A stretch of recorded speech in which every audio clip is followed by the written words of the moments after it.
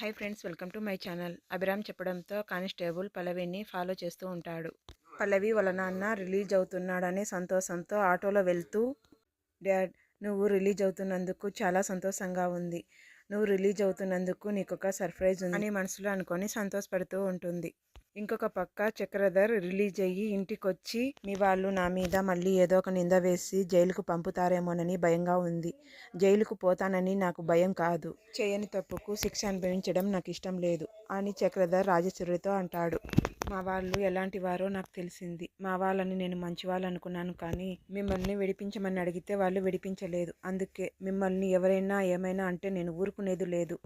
మిమ్మల్ని ఎవరైనా ఏమైనా అంటే వాళ్ళకి సమాధానం చెప్పడానికి నేనున్నా అని రాజేశ్వరి అంటుంది. దాంతో చక్రధర్ ఊపిరి పీల్చుకుంటాడు. తర్వాత పల్లవి చక్రధర్ దగ్గరకు వచ్చి మీనాక్షిని కిడ్నాప్ చేశానని చెప్తుంది. మీనాక్షిని ఎందుకు కిడ్నాప్ చేశావమ్మా అని చక్రధర్ కంగారు పడతాడు.